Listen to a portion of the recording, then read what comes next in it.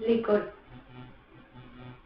Les ptios matineux sont déjà pas les chemins, et dans le maître de grosses tuiles blues qui dansent et perlant sans le tapant le cul, ils potent des livres à côté de le pain. Matin est joli comme 36 sourires, le soleil est doux comme les yeux des bêtes. La vie ouvre aux ptios son grand livre sans lettres, ou ce qu'on peut apprendre sans la peine de lire. La moisson est mûre et les blés sont blonds. Ils penchent, varcent la terre, comme les tâcherons qui les ont fait venir et les abattront. Ça sent la galette au formule des riches. Dans les haies d'aubier qui sont roses et blanches, les moignons s'accouplent à tout bout de branche, sans se douter que les zooms se marient devant le maire, et qui s'égosillent, à Kerrier au drôle, l'amour que l'on rechite des livres de l'école, quasi comme une chose qui serait pas à faire. À l'orée du bouet, il se trouve une grande croix, mais les papiers sont plus grands dans le bouet. Ah, les pauvres tiottes livres que ce des mallettes, sont seulement pas foutus de vous entrer en tête. Et dans ce ticket-là, il y a quoi s'emplir le cœur? Et à s'emplir le cœur, on deviendrait des zooms, ou méchants ou bons, n'importe bien coup, mais vrai comme la nature en friche et en fleurs, comme le soleil qui fait vivre ou la foudre qui tue, et franc comme la franche nature.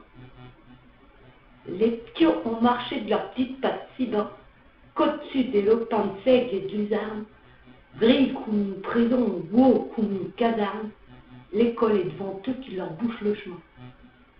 Le maître les fait mettre en randonnion et vire à le tête comme une générale.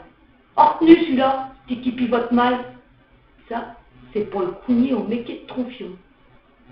On rentre dans la classe où il n'y a plus de bon Dieu, on l'a remplacé par la République. Du haut de son étrade, le maître leur explique ce qu'on y a expliqué quand il était coumeau.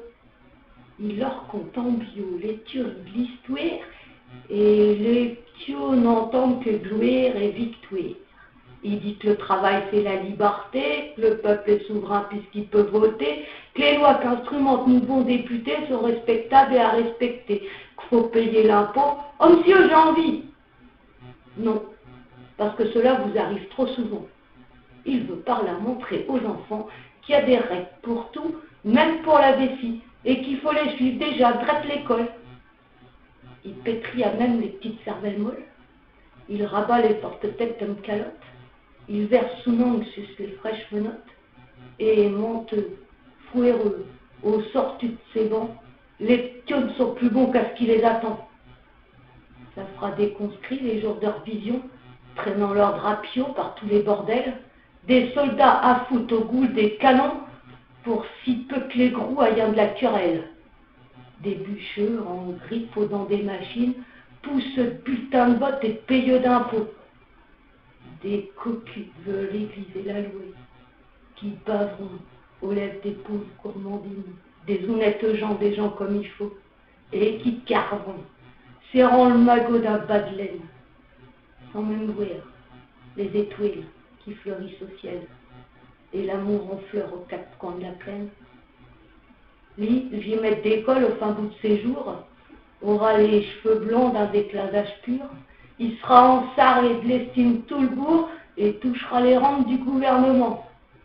Le vieux maître d'école ne sera pourtant qu'un grand malfaisant devant la nature.